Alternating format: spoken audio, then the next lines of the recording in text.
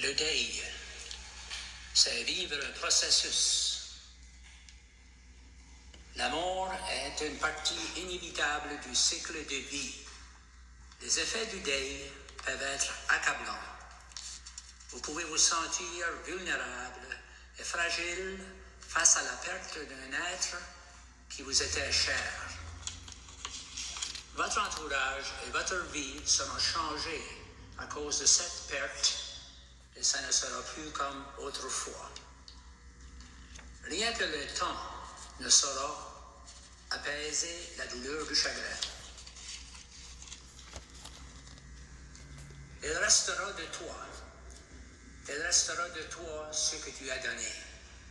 Au lieu de le garder dans des coffres rouillés, il restera de toi, de ton jardin secret, une fleur oubliée qui ne s'est pas fanée.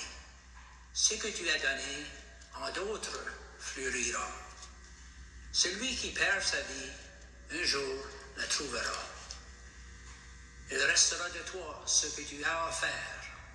Entre les bras ouverts un matin au soleil, il restera de toi ce que tu as perdu, que tu as attendu plus loin que les réveils.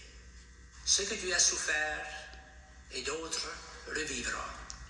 Celui qui perd sa vie, un jour la trouvera. Il restera de toi une larme tombée, un sourire germé sur les yeux de ton cœur. Il restera de toi ce que tu as semé, que tu as partagé aux mendiants du bonheur. Ce que tu as semé, en d'autres germera. Celui qui perd sa vie, un jour la trouvera.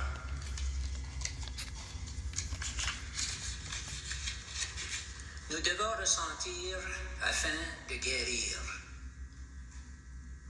Il est normal de ressentir et la colère et la tristesse. Vous pourriez ressentir de la frustration. Vous pourriez éprouver une difficulté à vous concentrer ou encore à vous détendre. Il est avantageux d'identifier les émotions que vous ressentez et de trouver un moyen sain de les exprimer. Une longue promenade peut aider quand vous vous sentez agité. Les promenades peuvent aider à réduire les tensions. N'oubliez pas de prendre soin de votre corps.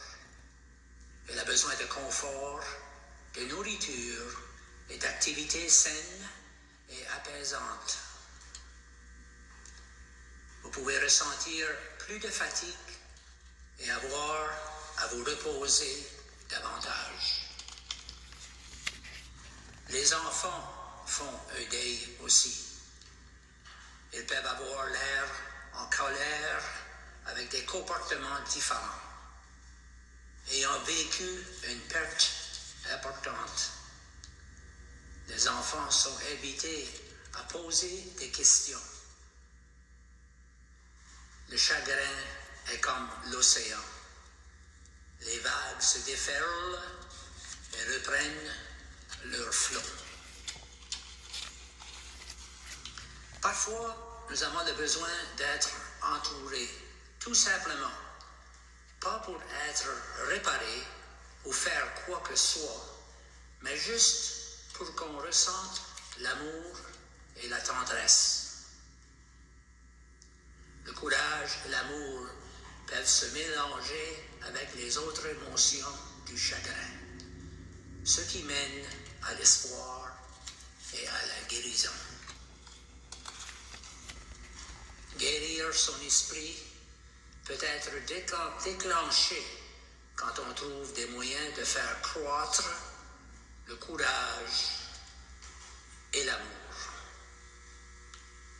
Traduit en français par Robert Fougère, illustration d'Alex Potet.